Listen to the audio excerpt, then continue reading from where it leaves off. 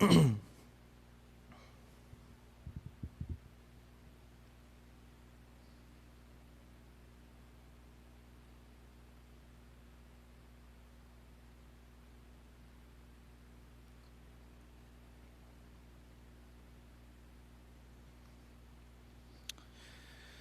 we'll start in just about half a minute.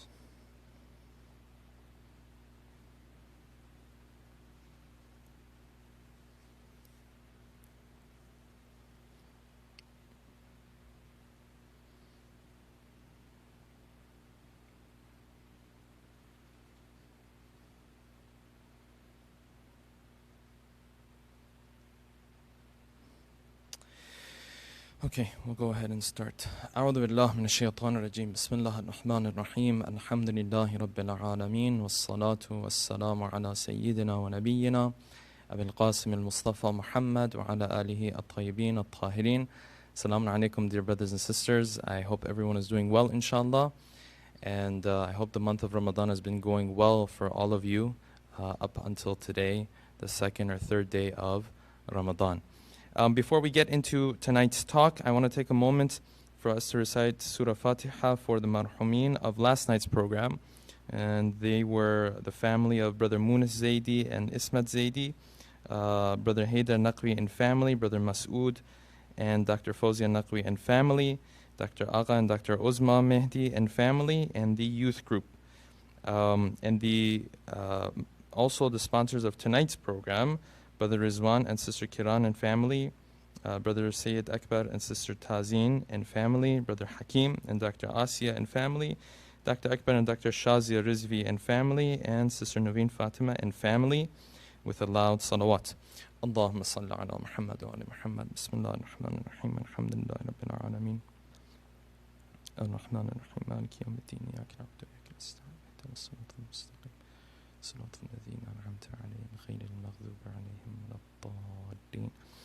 Okay, so inshallah I'll go through the marhumin at the end as well. But before I start tonight's talk, I want to go through the dua that we have. I thought it would be a good idea that as we are going through the days of Ramadan, we would take a moment to also go through the du'as or the daily du'as that we have for each day. And today's dua starts out like this: Allahumma faqarribni fihi ila mardatik. Ya Allah, bring me closer to those things that satisfy you. وَجَنِّبْنِي فِيهِ مِنْ سَخَطِكَ وَنَقِمَاتِكَ.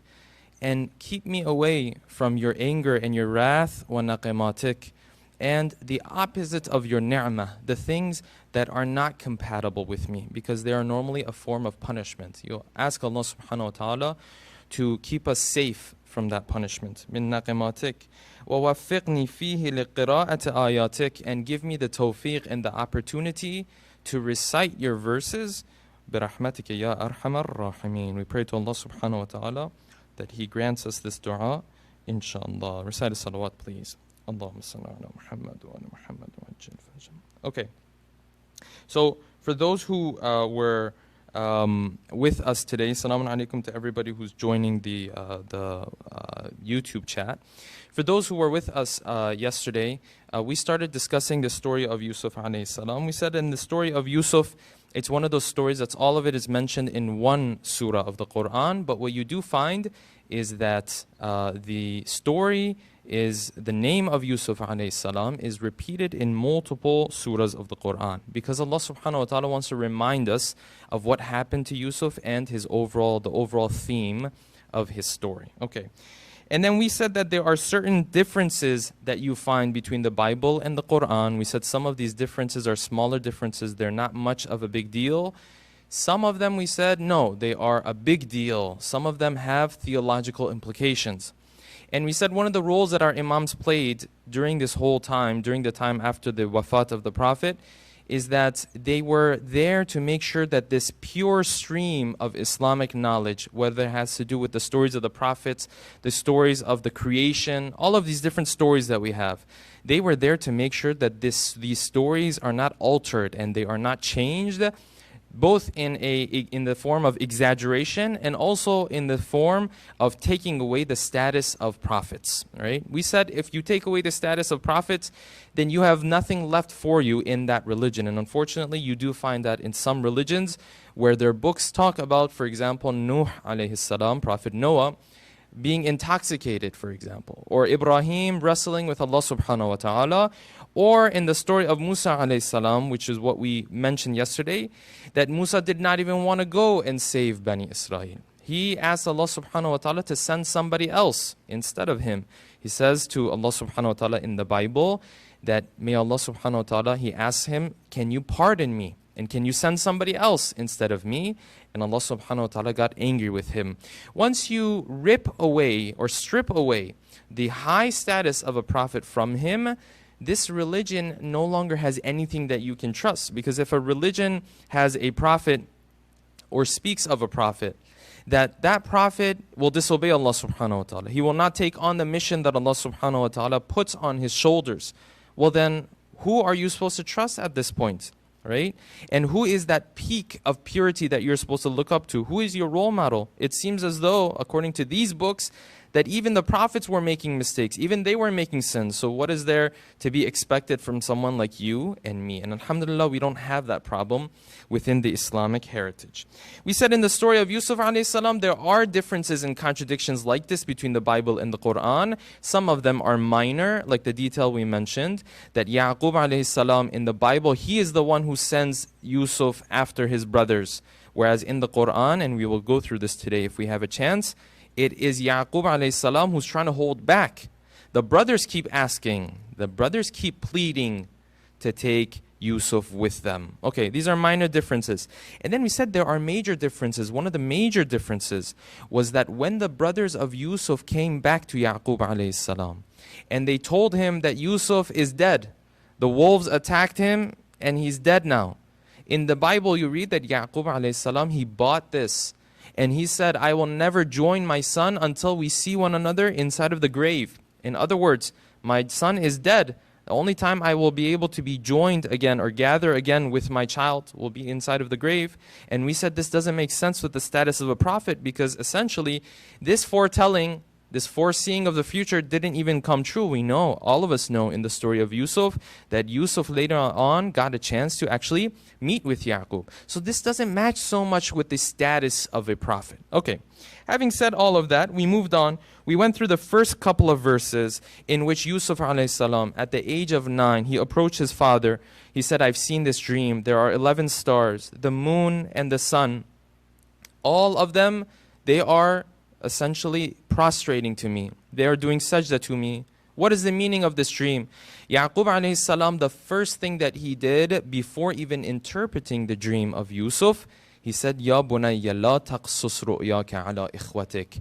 Before even getting to the interpretation of the dream, he taught Yusuf that just because you are becoming a prophet now, just because you are being blessed with this blessing doesn't mean you have to go out there and share it with everybody. No, this is a blessing. You have to keep it hidden, because there are people out there who will plot against you. They will plan against you, and they are hasud. They have jealousy and envy towards you, and therefore you need to keep this just to yourself. Ya bunayya la taqsus ru'yaka ala ikhwatik fayakidu laka kayda. Because if you do this, they will start to plot and plan against you. Inna shaytana lil insani aduwwun mubin. Shaitan is such a big enemy of the human being that even with brothers, he will get brothers to go against one another. Right? Even with a mother and a child, with a father and a child who would have affection towards one another, a husband and a wife, still shaitan is not to be underestimated, unfortunately. That he will not stop at any point. He will try his best, even with those relationships, to try to get them to hurt one another. Okay. Then we continued, وَكَذَلِكَ يَجْتَبِيكَ رَبُّكَ. Then Yaqub actually started to interpret the dream of Yusuf alayhi salam. He said, this dream that you have seen, this means that Allah subhanahu wa ta'ala has now chosen you. And because He has chosen you, He is fulfilling His ni'mah. He is adding to His ni'mah when it comes to you. عَلَيْكَ وَعَلَى آلِ يَعْقُوب. And by extension of you becoming a prophet, he is also adding his ni'mah and his blessing to who? He's also adding this blessing to the family of Yaqub alayhi salam. We said that this was completely in line with the dream that Yusuf had, because in that dream, the sons and the sun and the moon and the stars, all of them were revolving around Yusuf alayhi salam. So now when Yaqub is interpreting the dream of Yusuf, he's also mentioning Yusuf as the main character. Yusuf, you are going to be blessed. By extension of you, we are also going to be blessed. Okay.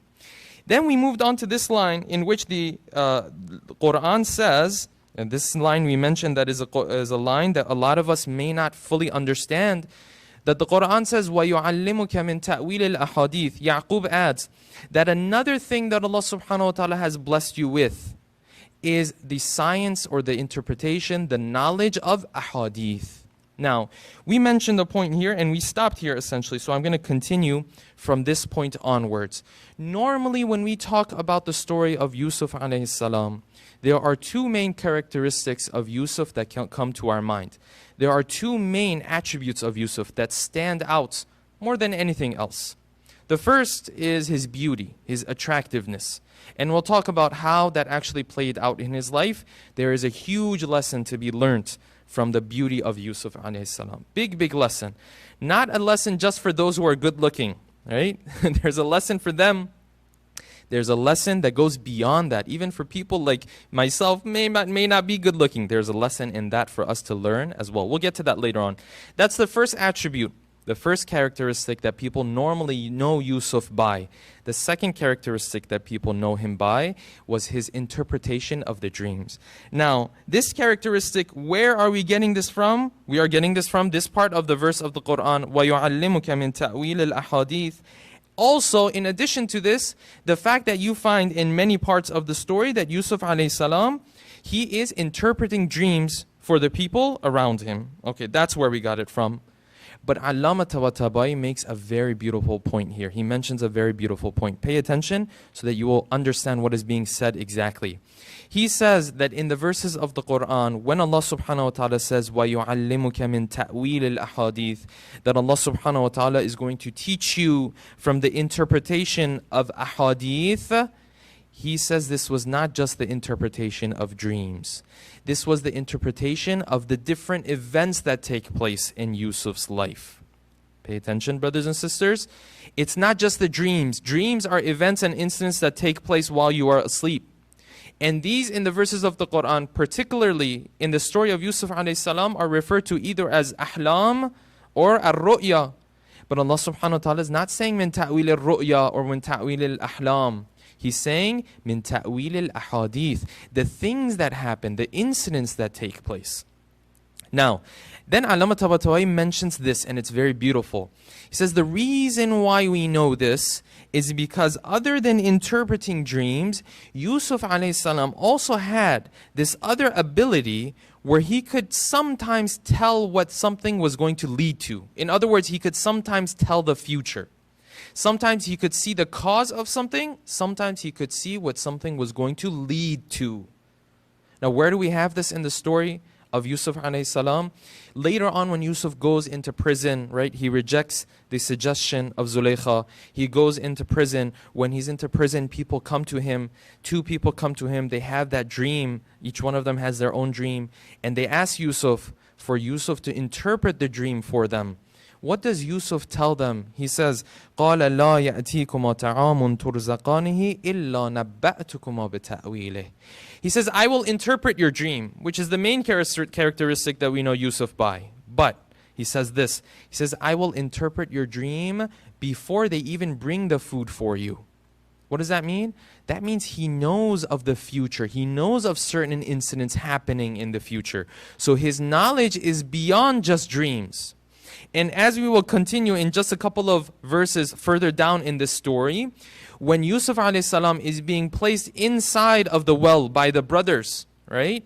Allah subhanahu wa ta'ala says, وَأَوْحَيْنَا إِلَيْهِ, and we did wahy, right? We reveal to him لَتُنَبِّئَنَّهُمْ بِأَمْرِهِمْ هَذَا, that Yusuf, later on in the future, you will end up telling these same brothers of this incident. Allah subhanahu wa ta'ala is teaching him knowledge of the future as well. So Allama Tabatabai says Yusuf alayhi salam, he had knowledge of interpreting dreams.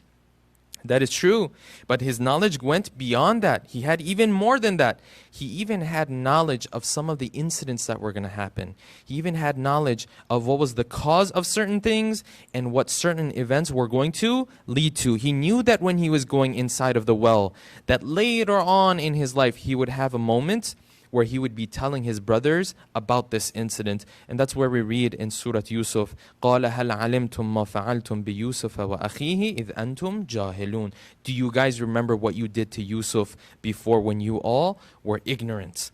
So Allama Tabatabai makes a very beautiful point. You see, this is a difference between a Quranic genius and someone like you and me. We read these verses and we just go ahead with them.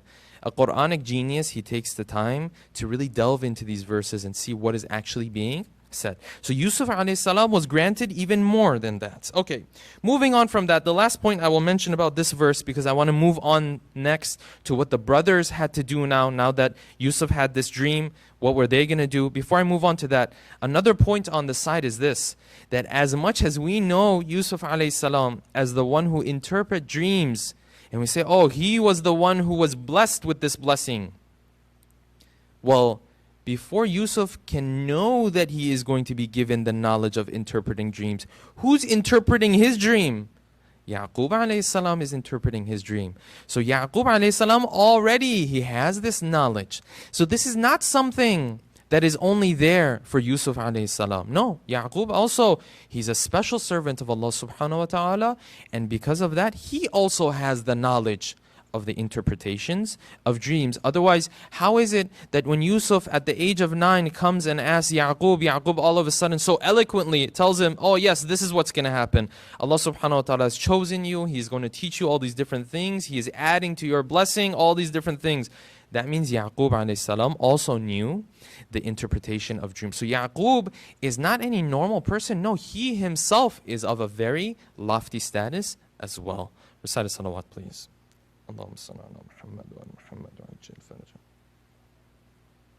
Okay, moving on with this story. Now that this dream took place for Yusuf alayhi salam, we don't know from the verses of the Quran, did the brothers find out about this dream or did they not find out about this dream? We don't know. The Quran has not talked to this issue. It has not spoken about this issue.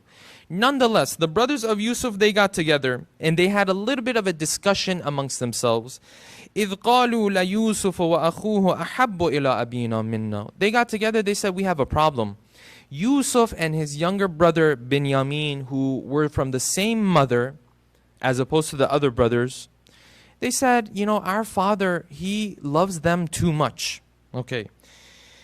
وَنَحْنُ عُصْبَةٌ. But the reality is, when it comes to getting things done around the house, we are the ones who are powerful. This was that same mentality that they had back in the day, and when our prophet came into the picture, this mentality, of course, was still there and it was still thriving, that if you were the one who was strong and you were the one who could get things done around the house, you were the one who was valuable. And therefore, if you were a daughter, that you had to be buried alive, right? As we read in the verses of the end of the Quran, بِأَيِّ ذَنْبٍ قُتِلَتْ. When Allah subhanahu wa ta'ala will ask the girls on that day, the baby girls on that day, for what sin was it that they were buried alive? This is that same mentality. They used to say, our father, he loves Yusuf and his brother too much. وَنَحْنُ عُصْبَةٌ. But we're the ones who are very strong. We're the ones who gets everything done. إِنَّ أَبَانَا لَفِي ضَلَالٍ مُبِينٍ. Our dad has no idea what he's doing. Okay. Then they moved on. They said, okay, well, we'll have to do something about this. If our father loves Yusuf and Binyamin so much, what are we going to do about it? They said, we have two suggestions. اقتلوا يوسف أو اطرحوه أرضا يخل لكم وجه أبيكم. They said, we have two suggestions. Either you kill Yusuf, or you get him and you throw him in the middle of some desert, which essentially also equals his death. Because back in the day, if they took somebody and they threw him in the middle of some desert, the chances of this person coming back was very, very slim. This person, he had barely had a chance to come back at this point. He said, if you do this, these two, both of them, not both of them, all of them, they agreed on this. اقتلوا يوسف أو اطرحوه أرضا. Either kill him or we'll take him and we'll leave him in the middle of the desert. All of this for what? Pay attention, brothers and sisters. This is where we want to learn a lesson from the story of Yusuf, but more so from the way the brothers of Yusuf are dealing with Yusuf. All of this for what? يَخْلُ لَكُمْ وَجْهُ أَبِيكُمْ. Because if you're able to do this, then all of the love, all of the attention, all of the affection of your father will then turn towards you. See what's at the root of this whole issue. The cause of all of this jealousy is that these children of Yaqub alayhi salam, they say if we can get rid of Yusuf one way or another, then all of his attention, all of his affection will now be on us. Okay, يَخْلُ لَكُمْ وَجْهُ أَبِيكُمْ وَتَكُونُوا مِنْ بَعْدِهِ قَوْمًا صَالِحِينَ. And once you do this, then after that you can be good people. 2 points we can take away from this verse. First of all, the whole story of Yusuf, the troublesome ordeals of Yusuf, all of them start from what? All of them start from the issue of the power and the strength that the affection of a father or a mother has. And this is where I want to elaborate a little bit more. Take a look at this. 11 brothers, they're all so jealous, right? If you put Benjamin aside, that's 10 of them. Out of these 10, they're all so jealous. Why are they so jealous? Because of the attention and the affection of their father. This shows the strength and the power that the attention, affection, and love that a parent has for their child, and how much they display it can have in their life. Now we know Yaqub alayhi salam was a prophet, so we know that he may have not done anything wrong. He was a prophet. He must have done things as well as you possibly can. And when we go through the verses in a couple of lines, you will see that is exactly what he did. Okay? But at the same time, this shows that if we have children in the house, we have to be very careful which one of them we pay attention to, which one of them we don't pay attention to, and how we can balance this. Of course, it is not something that Allah subhanahu wa ta'ala has asked of us, that we are able to balance this 100%. No, that is not an easy thing to do. Right? Even struggling in this path, even struggling to get this right is not an easy thing to do. But Islam does teach us that this was a problem during the time of the Prophet even. That there were those who would give preference to some of their children over others. And if the child does not have that capacity, right, to understand really what's happening in the house, then it will lead to issues like it led to issues for Yusuf alayhi salam as well. It is this jealousy that is coming from the attention and the affection of a father or a mother. And that's why in Islam we have so much emphasis on mothers and fathers truly showing their affection to their children. We have a problem, brothers and sisters. We have parents, right, that don't show affection to their children. And sometimes they haven't been trained on how to do it. Sometimes they didn't have it in their family. Sometimes they might feel a little weird to do it. It doesn't matter what the reason is. What's important to know is that this is going to affect the future of the child. If the child doesn't get this affection and love and attention in the house, he is going to get it from somewhere else. She is going to get it from somewhere else. That is a lesson to be learned from the life of Yusuf alayhi salam and what led to his ordeal. His ordeal started all from the issue that the brothers were jealous because of what? Because of the attention of the father. Now take a look at some of these ahadith that we have.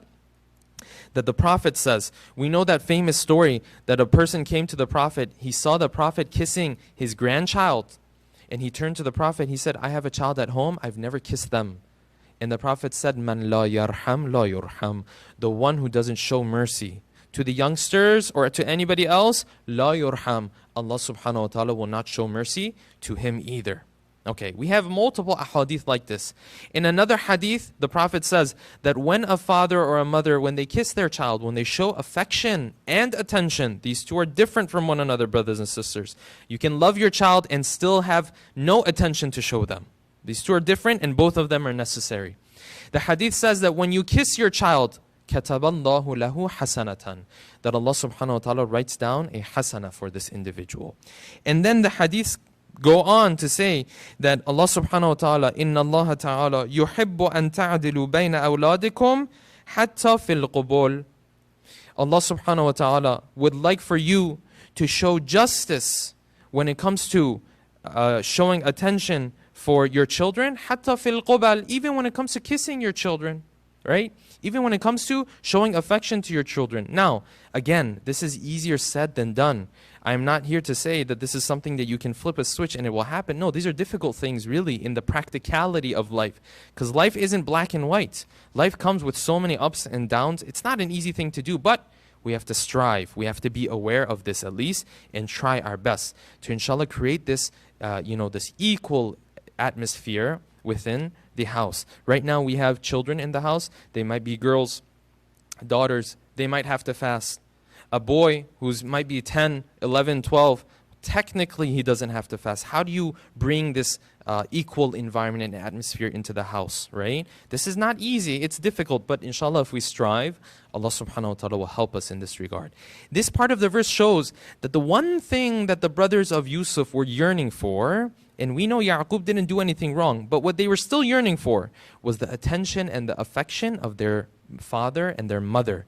And this shows the power that a parent holds in their hands. Brothers and sisters, this affection and this attention, if you show it to your child, then you're good. If you don't show it to your child at different ages and in different manners, they will get it from other places. And why do we want to leave others to show attention and affection to our children? Why do we want to leave strangers to do that for us? Why don't we take this on? Right? Why don't we be there for our children? You speak to psychologists today, right? You speak to counselors today. The number one thing they will mention for mothers and fathers is to spend time with the children. There's nothing that will replace that. Okay? I want to mention that before, inshallah, we move on. Recite a salawat, please. Okay, so they said, if you can get rid of Yusuf through one of these two ways, يَخْلُ لَكُمْ وَجْهُ أَبِيكُمْ, our father will only be paying attention to you from now on. وَتَكُونُوا مِنْ بَعْدِهِ قَوْمًا صَالِحِينَ. And if you do this, then you can be good people afterwards. Just get rid of Yusuf and then be a good person. And then be a righteous person. What was Shaitan doing here with them?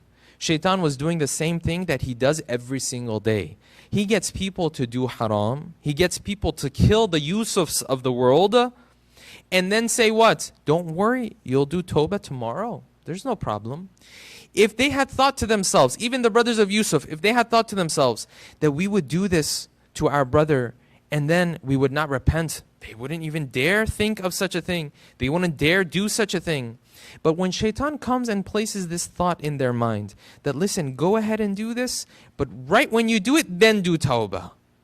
Then all of a sudden, the brothers of Yusuf are much more likely to go about doing this action and doing this deed. And this is a problem that we have, brothers and sisters. The idea of Shaitan coming to us and giving us the promise, you'll do tawbah, don't worry. Just take care of this today, and then tomorrow, you'll end up doing tawbah. Right? And we have multiple ahadith about this. I want to share one hadith in this regard. That when the verses of the Quran were revealed about the concept of tawbah, that those who wrong themselves or they wrong Allah subhanahu wa ta'ala, then they do tawbah, Allah subhanahu wa ta'ala will forgive them. The hadith says from the 6th Imam, salawatullahi alayhi, that he gathered his group of shayateen around him. This might have been shayateen al-insi wal-jinn, from the ins and the jinn. He gathered them around him and he said, we have a problem.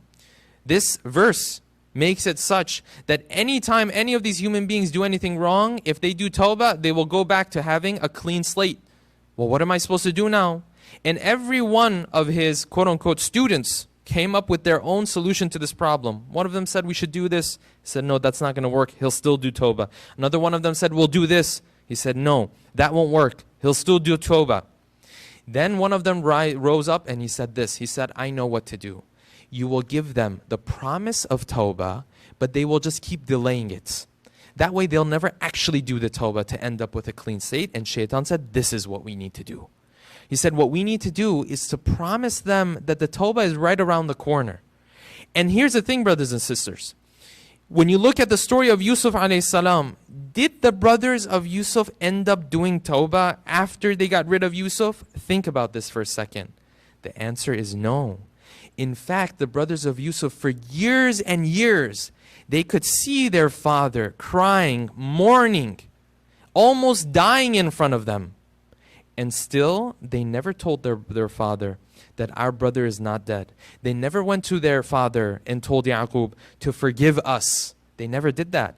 Because when shaitan gets you to delay tawbah one day, sometimes he can get you to delay tawbah for 20 or 30 years. Yusuf went from being a 9-year-old child to being a full-grown adult, a full-fledged adult.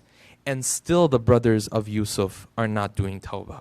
This is what happens when shaitan gets us to delay our tawbah. And then in the hadith that I want to mention before we move on, inshallah, is this beautiful hadith. This is part of the will of Imam Ali to Imam Hassan. When he's writing to him and telling him about when to do tawbah, he says to him, فَكُنْ مِنْهُ عَلَى حَذَرٍ. He says, listen, when shaitan comes to you and tells you, do this deed and then do tawbah after it, here's the thing, you may not get a chance to do that. فَكُنْ عَلَى حَذَرٍ أَنْ يُدْرِكَكَ وَأَنْتَ عَلَى حَالٍ سَيِّئَةٍ. Be careful that death might come your way while you are committing the sin, while you are doing the wrong deed. Forget about, I can live after that, and maybe I do tawbah, and maybe I don't do tawbah. No. The Imam is saying, maybe you die while you are doing the wrong deed. قَدْ كُنْتَ تُحَدِّثُ نَفْسِكَ مِنْهَا بِالتَّوْبَةِ. While you were doing the wrong deed, you were telling yourself, right after I am done with this, I am going to do tawbah. And death comes right at that moment. He says, what are you going to do in that situation? فَيَحُولُ بَيْنَكَ وَبَيْنَ ذَلِكَ. And death comes and distances and creates a barrier between you and tawbah. You never get a chance to do tawbah. There are sins that we might do, na'udhu billah, and these are scary ahadith as I'm sharing them with you. There are sins that we might do that while you're doing them, death comes your way. What chance for tawbah? Allah subhanahu wa ta'ala has never guaranteed anybody any chance for tawbah. Recite a salawat, please. Allahumma salli ala Muhammad wa ala Muhammad. All right, now moving on. When they came up with these two ideas, this is the last point I'm going to be making, inshallah, before I wrap up. And this point is a very, very critical point in the whole story of Yusuf alayhi salam. When they came to this idea that we are either going to kill Yusuf alayhi salam, or we're going to exile him, but the type of exile where he doesn't come back alive. We're going to throw him in the middle of some desert, and essentially he will die of thirst or hunger while he is in that desert. When they came up with these two suggestions, the verses of the Quran say that there was one of these brothers, and the Quran doesn't say who it was. And even historians don't know necessarily who this brother of Yusuf alayhi salam was. It just says, قَالَ قَائِلٌ مِّنْهُمْ. One of them said, لَا تَقْتُلُوا Yusuf. Don't kill Yusuf. وَأَلْقُوهُ فِي غَيَابَةِ الْجُبِّ. Instead, take him towards one of these wells that's in the middle of the desert. Jub is not a normal well. Jub is a type of well that they don't have rocks around it. It's the type of well that people don't frequently come to. Right? It's the type of well that only caravans that are moving throughout cities, they will come across it. Right? Because it might be in the middle of the desert. He said, you take Yusuf and you put him in the darkness of one of these wells. وَأَلْقُوهُ فِي غَيَابَةِ الْجُبِّ يَلْتَقِطْهُ بَعْضُ السَّيَّارَةِ. One of these caravans that's passing by some of these wells, they will stop by, they will pick up Yusuf and they will move on. إِن كُنْتُمْ فَاعِلِينَ. If you're going to do anything, do this. You can tell that this brother of Yusuf, he had a little bit of his conscience still working for him, still going for him. He said, listen, if you're going to do anything, in other words, he wasn't even necessarily on board that we would do all of this, right? He wasn't necessarily on board that they would kill him or that they would throw him in the middle of a desert. He wasn't on board. But he said, if you're going to do anything, then at least do this, right? Instead of killing him, throw him in one well and then someone will come by, will take him away. Still, the point that we were trying to get out of all of this, the purpose that we were trying to get fulfilled out of all of this, it will be fulfilled. We don't want Yusuf to be around.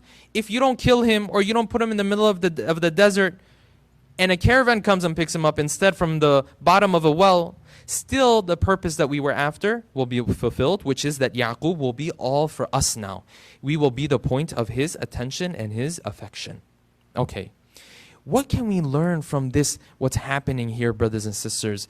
This is probably one of the most important lessons to be learned in the story of Yusuf alayhi salam. And that is this, that even when you want to do something wrong, let's say, God forbid, shaitan gets us, he tricks us to do something wrong. Even in doing that wrong action, you need to try to hold back as much as you can. See, sins, sometimes they have levels of severity. Maybe someone has made up their minds, right? I'm going to commit this sin. At least go for the lowest level. At least hold back. Even when you get to the sin at that point, if there's a little bit of doubt in your heart, should I do this, should I not do this? At least try to pull back at that point. When you look in the story of Yusuf alayhi salam, what this brother of his did, and we don't know which brother of his it was, just because, even though he also took place in the sin, he took part in the sin, but just because he held back as much as he could, and he gave them a suggestion that was less severe, what happened? Number one, the eyesight of Yaqub came back to him because Yusuf had the chance to see Yaqub again, and Yaqub was able to see again, right? He was able to take away the mourning of Yaqub just because of this one move. He was able to save the life of a prophet of Allah subhanahu wa ta'ala. And even further than that, he was able to save the lives of thousands of individuals who would be in Egypt later on, who would have been dead if it was not for Yusuf alayhi salam interpreting the dream of the king of Yusuf and telling them, or the king of Egypt, and telling them that there is going to be a drought that is going to be coming. Right? All of this came out of what? It came out of the fact that when one of these brothers wanted to commit this sin, and he was also part of this, that he tried to hold back from this even a little bit. Look at how much khair came out of it. So when shaitan comes to us and says, oh, you're going to do this anyways, just do the level 10 of it instead of the level 2. No, don't buy that. That's the thought of shaitan. That's shaitan trying to push you even further into his darkness, right? Or sometimes there may not be levels of severity to a sin. There may be levels of the number of times you commit the sin. Don't ever let shaitan come to you once you've done this sin, na'udhu billah, once, that he comes to you and says, listen, you've done it already anyways. It doesn't matter. Go ahead and do it the second and third time. No. You know why? For two reasons. Because when you do this, first of all, the chance of you ending up doing tawbah afterwards becomes less and less. Second of all, when you do end up doing this tawbah, the difference between you doing it once and doing it 15 times, na'udhu billah, is that when you do tawbah and you want to undo this habit now, you have a lot easier of a path ahead of you to actually act upon your tawbah, to undo that habit of yours. But if you did it once and you said, well, shaitan got me anyways, so might as well do it another 15 times. And when you did another 15 times, now you did tawbah. Now undoing this habit becomes very, very difficult. And if you're listening to me and you've done something 16 times, 18 times, 20 times, know that the 21st time not doing it is still better. It is still better to stay away from it. Never allow shaitan to get us, our sins, to start to snowball and then turn into something that we cannot control. Wherever you are, wherever I am, if I've committed a sin, I need to stop right there and then. This thought should never come to my mind that because I've done it already, then therefore I should just let myself go and I'll just do whatever I want to do now. No, we don't have this. Even when it comes to fasting, it's interesting to know that our fuqaha have mentioned, even when someone breaks their fast, it's not that when you break your fast, you're allowed to eat all of a sudden. No, every time you break your fast is a separate sin. If I take a bite of food when I'm not supposed to while I'm fasting, I have committed a sin and my fast is now broken, right? My fast is now batil. But if I continue to eat each time I eat is also considered another sin. So just because you committed a sin once, do not ever allow shaitan to let you go ahead with it and let yourself go, because then the sin will snowball and then it will turn into a habit that really cannot be stopped at all. So inshallah, we pray to Allah subhanahu wa ta'ala that He can help us in this regard. If we do end up doing something wrong, na'udhu billah, if we're in the midst of it, at least try to hold back as much as you can. This one moment of holding back by one of his brothers, he saved the life of a prophet. And maybe just because of this, he saved the life of a whole nation who needed the interpretation of that dream of Yusuf to know that the drought was going to be coming. We pray to Allah subhanahu wa ta'ala that He helps us in this regard. Inshallah, I'm going to bring the talk of tonight's talk to an end with that. Tomorrow, inshallah, we'll continue with the verses and we'll talk about, of course not tomorrow, inshallah, Friday night, we will talk about how the brothers of Yusuf got Yaqub to take Yusuf with them. Doesn't Yaqub already know that these brothers are, problematic? Doesn't Yaqub already know that these brothers are jealous of Yusuf? Then what happened? What did the brothers of Yusuf possibly say that they were able to get Yusuf out of the hands of Yaqub? Shouldn't Yaqub already be suspicious of the brothers? Why is it that Yaqub allowed Yusuf alayhi salam to go with the brothers? Inshallah, in the next session, we'll get onto that and what Yaqub did in this, how carefully he chose his words. It's a very beautiful lesson to be learned from that as well. Before I end, inshallah, let's take a moment to recite Surah Fatiha for the following, the marhumin of the following families. Brother Rizwan and Sister Kiran and family, Brother Sayyid Akbar and Sister Tazeen and family, Brother Hakim and Dr. Asiya and family, Dr. Akbar and Sister Shazia Rizvi and family, and Sister Nuveen Fatima and family, with a loud salawat. Allahumma salli ala Muhammad wa Muhammad wa ajin fajr. Bismillah ar-Rahman.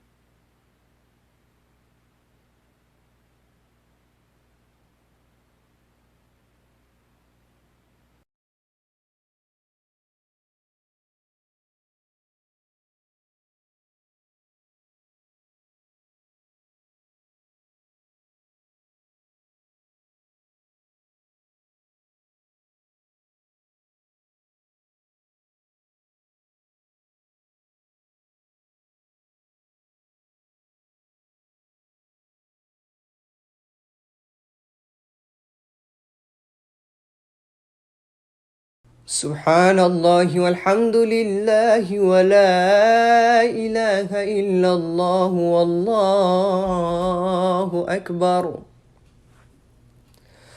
الله أكبر الله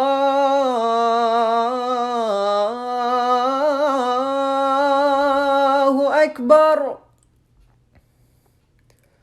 الله أكبر الله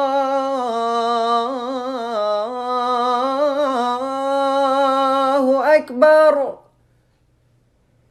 أشهد أن لا إله إلا الله. أشهد أن لا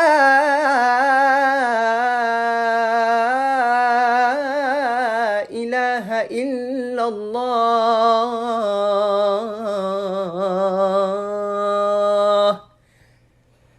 أشهد أن محمدا رسول الله. أشهد أن محمدا رسول الله.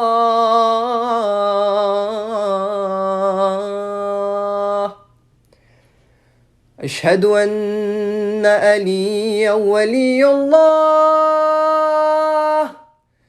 أشهد أن عليا حجة الله.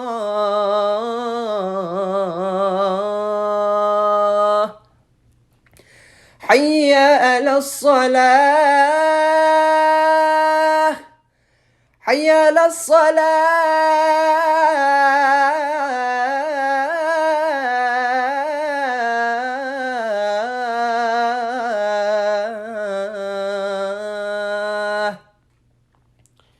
حي على الفلاح. حي على الفلاح.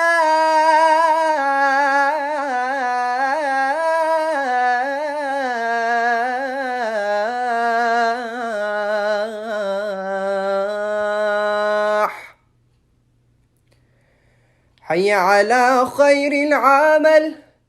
حي على خير العمل. الله أكبر الله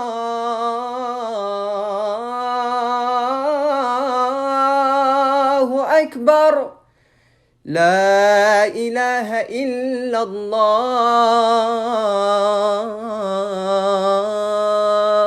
لا إله إلا الله.